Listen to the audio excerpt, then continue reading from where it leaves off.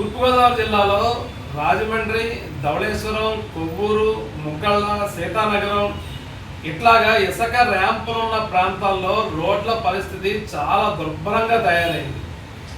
ఇసుక మాఫియా లాభాల వేట కోసం 40 టన్నుల లారీలకి లోడుకి మించిపోయి ఇసుకను వేయటం, దానిపైన కనీసం టార్పాలిన్ వేయాల నిబంధనలు కూడా ఉల్లంఘించి అడ్డగోలుగా ఇసుక తరలింపు చేయడంతో రోడ్డు మొత్తం ఇసుక పడిపోవటం, ఆ రోడ్ల మీద ఇసుకలో బండి మీద ప్రయాణం చేసేటువంటి వాహనదారులు జారి పడిపోవటం అనేటువంటివి తరచుగా జరుగుతుంది.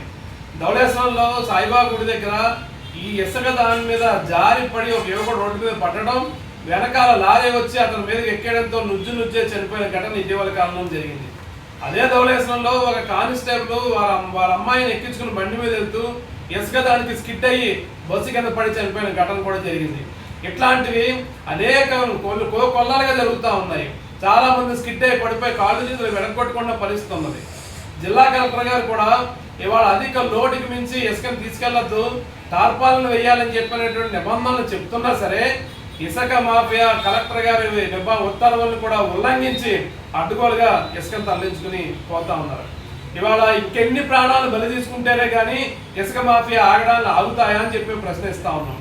జిల్లాలో ఇన్ని ప్రమాదాలు జరుగుతూ ఉంటే, ఇంతమంది ప్రాణాలు కోల్పోతా ఉంటే ఇవాళ ప్రజాప్రతినిధులు ఇసుక మాఫియా ఆగడాలని ఎందుకు చూస్తూ ఉన్నారు అని చెప్పి అడుగుతా ఉన్నాం. ఇవాళ ఇసుక మాఫియా సంబంధించిన వాటిని నిలదీయడానికి ఇసుక ర్యాంపులకి వెళ్ళి మాట్లాడుతూ ఉంటే మీ ఇష్టం వచ్చిందని చెప్పుకోండి, మమ్మల్ని ఎవరు ఏమి చేయలేరనే ధోరణిలో మాట్లాడటం అంటే ఇవాళ ప్రభుత్వం అండో, ప్రజాప్రతినిధులు అండో, లేకపోతే అధికార యంత్రాంగం అండో లేకుండా ఎంత పెట్టలేకపోయే అవకాశం ఉందా అని చెప్పని ఇవాళ అడుగుతా ఉన్నాం. అందుకనే మేము జిల్లా అధికారులని, ప్రజాప్రతినిధులని కూడా విజ్ఞప్తి చేస్తా ఉన్నాం. ఇట్లాంటి ఇసుక మాఫియా ఆగడాలని తక్షణమే అరికట్టండి. ఇవాళ అధిక లోడుకి మించి ఇసుకని తీసుకెళ్తున్నటువంటి పద్ధతుల్ని నియంత్రించండి. ఇవాళ చాలా మంది ప్రాణాలు గాల్లో కలిసిపోతున్నాయి. అట్లాంటి ప్రమాదాలు జరగకుండా ఆపేదాని కోసం ప్రయత్నం చేయండి అని చెప్పి విజ్ఞప్తి చేస్తా ఉన్నాం.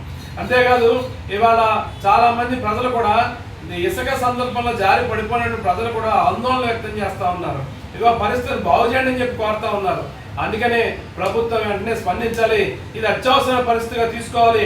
ఇప్పుడు ధవళేశ్వరం గాయత్రి ఇసుక ర్యాంపు బయట రోడ్డు, అది రోడ్డు లేదంటే అది మొత్తం ఇసుక ర్యాంపు అర్థం కాని పరిస్థితుల్లో ఉన్నది. అక్కడ చిన్నపాటి స్కిడ్ అయితే చాలు జనం పడిపోయిన పరిస్థితి.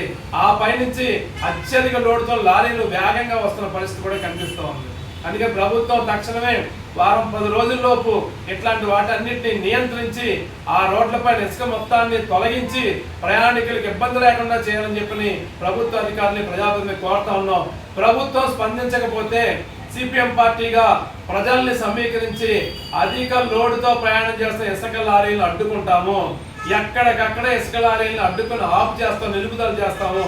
తర్వాత జరిగే పరిణామాలకి ఇవాళ ప్రభుత్వ యంత్రాంగం బాధ్యత వహించాల్సి వస్తుందని చెప్పని కూడా ప్రభుత్వ అధికారులకి తెలియజేస్తాం.